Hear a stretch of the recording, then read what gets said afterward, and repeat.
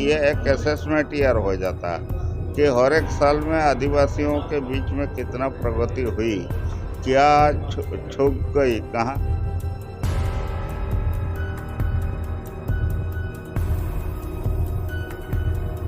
Act जो नया आया उसको जल्दी से जल्दी पहल करने के लिए आदिवासी क्षेत्रों में जो फॉरेस्ट राइट एक्ट है, अखिल भारतीय स्तर की संगठन है और पूरे हिंदुस्तान के 28 राज्यों में काम करती है। आज इस ऑल इंडिया ट्राइबल कॉन्फ्रेंस में 20 राज्यों के 150 कार्यकर्ता उपस्थित हैं। इसको आगे हम लोग कैसे आदिम जाति सेवक संघ के द्वारा आदिवासी क्षेत्रों में लेके जाएंगे, इसका एक माइलस्टोन बनाने का काम अभी आगे। नमस्कार, वॉइस ऑफ पब्लिक देख रहे हैं आप दोस्तों। इस वक्त हम लखनऊ के गांधी भवन में मौजूद हैं, जहां पर भारतीय आदिम जाति सेवक संघ के माध्यम से कार्यकारिणी समिति की बैठक, साधारण सभा की बैठक और ऑल इंडिया ट्राइबल वर्कर की मीटिंग की गई है। ज़्यादा जानकारी के लिए हम भारतीय आदिम जाति सेवक संघ के लीडर से जुड़ जाते हैं। सर, क्या नाम है सर? नयनचंद हेम्ब्रम। कौन है सर आप समझते? मैं इस भारतीय आदिम जाति सेवक संघ का अध्यक्ष हूँ। सर, आज जो मीटिंग की गई है, चाहे वो कार्यकारिणी समिति की मीटिंग हो और साधारण सभा की मीटिंग हो या फिर ऑल इंडिया ट्राइबल वर्कर की मीटिंग हो, सर किस संबंध में और क्या कुछ इसमें हुआ है? ऑल इंडिया ट्राइबल वर्कर्स लोगों का मीटिंग हर साल जहां एनुअल जनरल काउंसिल होती है, वहां हम लोग all India tribal worker conference भी कर लेते हैं। अलग अलग प्रांतों में हो चुका है और इसीलिए कि ये एक असेसमेंट ईयर हो जाता कि हर एक साल में आदिवासियों के बीच में कितना प्रगति हुई, क्या छूट गई, कहाँ कोई गैप्स अगर रह गया तो उसको कैसे सुधार किया जाए। आपने सुना शुरुआत से अलग अलग प्रांतों से अपने अपने साथी कार्यकर्तागण अपना अपना बयानबाजी में रखा। तो all India tribal worker conference का दूसरा प्रयास है, यहाँ जो रिजोल्यूशन बनेगा, जो हम लोग कल परसों भी चर्चा कर रहे थे कि आदिवासियों का कई नाम नहीं बोल के आदिवासी से ही बुलाओ और संस्थाओं को ठीक तरह से और सरकार की ओर से उपयोग करना और सेंट्रल सेक्टर का जो कार्यक्रम स्टेट गवर्नमेंट को चला जाता है, इसको पहले जैसे सेंट्रल सेक्टर में रखा जाए। ये सारे रिजोल्यूशन करके हम प्राइम मिनिस्टर और गवर्नमेंट ऑफ इंडिया को देंगे। और दूसरी बात है, हमारा जो पेशा एक्ट जो नया आया उसको जल्दी से जल्दी पहल करने के लिए आदिवासी क्षेत्रों में जो फॉरेस्ट राइट एक्ट है उसका इम्प्लीमेंटेशन ठीक से नहीं हो रहा है। 3 साल पहले आप लोगों ने अखबार में देखा होगा कि 11 लाख फॉरेस्ट ड्वेलर लोगों को एविक्शन किया जा रहा है। क्यों? मल्टीनेशनल लोगों ने गवर्नमेंट से तालमेल बना करके, वहाँ तो मैंने बताया ना, उन लोगों का दुर्भाग्य है कि जिस जमीन में उन लोग नाचते हैं, घूमते हैं, घर वार बनाए हैं, उसके नीचे बहुत ही कीमती खनिज पदार्थ है। उन लोगों का पता होता तो वहाँ बसवास नहीं करते और उसी के चलते उन लोगों को अपने घर वार जमीन जायदाद सब खोना पड़ता है। और कॉम्पेंसेशन जो सरकार बोलता है रिहेबिलिटेशन, ये बात की बात है, बहुत 50 साल में भी अभी कई इविक्शन हुआ है, उन लोगों का कोई हिसाब भी नहीं है। ये भी एक डालना है। तो सरकार को कई बातें आदिवासियों का बारे में जो हो रहा है, अन्याय हो रहा है, अत्याचार हो रहा है, उन लोगों का विकास कैसे होगा, ये सारे कार्यक्रम को हम लोग रिजोल्यूशन करके भारत सरकार को पेश करेंगे। जी, बहुत बहुत धन्यवाद। ये थे हमारे बीच में अध्यक्ष जी। हम कुछ लोग और हैं हमारे बीच में, हम उनसे भी बात करते हैं। सर, जिस तरह से भारतीय आदिम जाति सेवक संघ, थोड़ा सा सर बताएं किन ये कौन सी संस्था है और किन लोगों पर काम करती है और ख़ासतौर पर कितने स्टेट में काम? ये भारतीय आदिम जाति सेवक संघ एक अखिल भारतीय स्तर की संगठन है और पूरे हिंदुस्तान के 28 राज्यों में काम करती है। जहाँ भी आदिवासी समाज है वहाँ इस संस्था का अस्तित्व है। इस संस्था के सबसे पहले प्रेसिडेंट डॉक्टर राजेंद्र प्रसाद थे।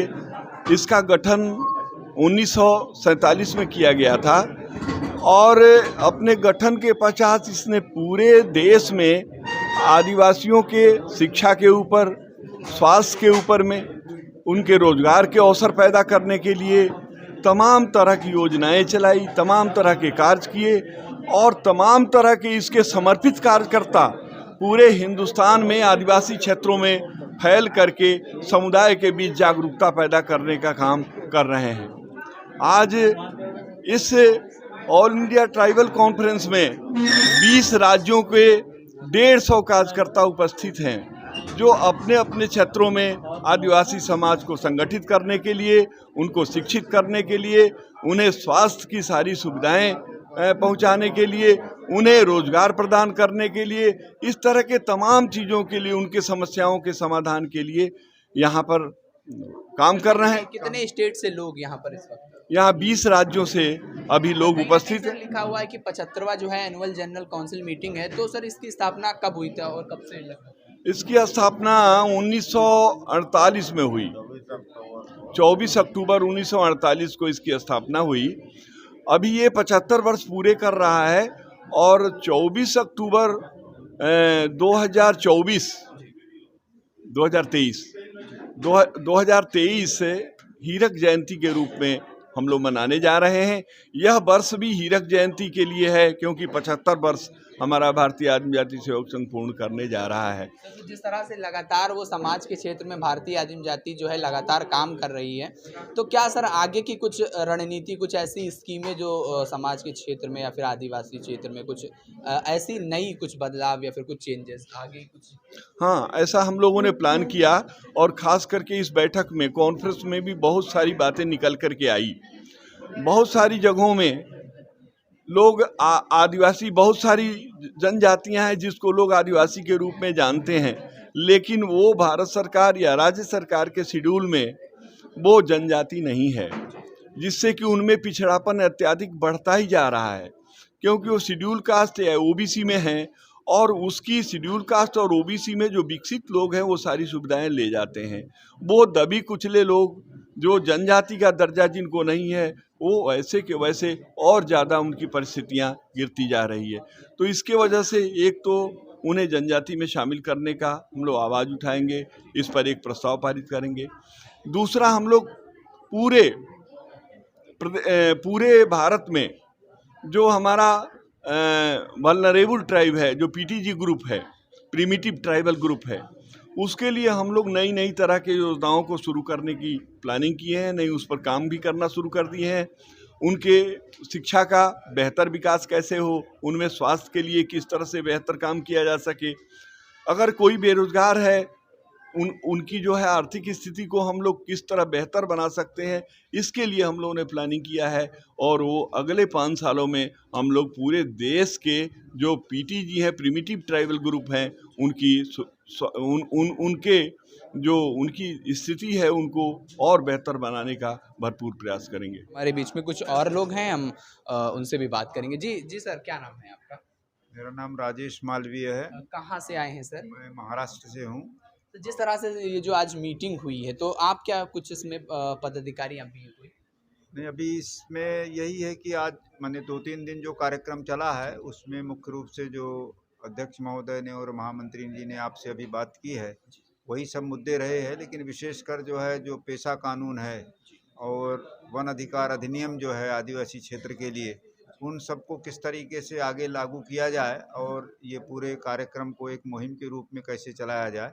और जो अंतर्राष्ट्रीय मिलेट्स ईयर है और उसमें ये सब आदिवासी क्षेत्रों में ही ज़्यादा मिलेट्स बचे हुए हैं, तो उसको किस तरीके से प्रमोट किया जाए, इन सब मुद्दों के ऊपर काफ़ी इसमें परिचर्चा हुई है इस कन्वेंशन में और मीटिंग में।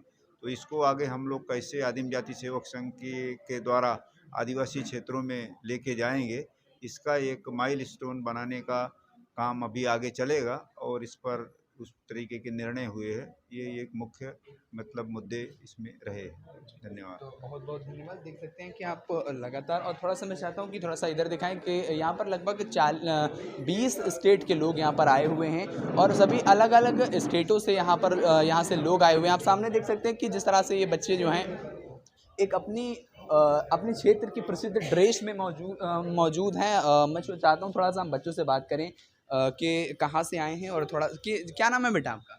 सोनिया। कहाँ से आए हैं बेटा? पोई ठक्कर बाबा से बालिका विद्यालय, कौन सा जिला कौन सा है आपका? लखीमपुर खीरी। अच्छा, ये जो आप लोग ड्रेस पहने हुए हैं ये कौन सी ड्रेस है, क्या कहेंगे इसको? घंगरिया। घंगरिया। आपके जो जहाँ से आप बिलोंग करते हैं वहाँ पे लोग ऐसे ही पहनते हैं ड्रेस। जी। तो देखिए ये जो है यहाँ पर अभी कल्चरल प्रोग्राम होगा, जिस तरह से बताया जाता है कि देखिए जिस तरह से मैं दिखा रहा हूँ कि ये लोग जो है अपने क्षेत्र की, जिस तरह से कहते हैं कि भाई लोग अपनी वेशभूषा को भूल रहे हैं, तो ये लोग जो है अपने क्षेत्र में जो प्रसिद्ध जिस तरीके से लोग पहनते हैं उसी हिसाब से ये लोग पहन के इस मीटिंग में आए हुए हैं।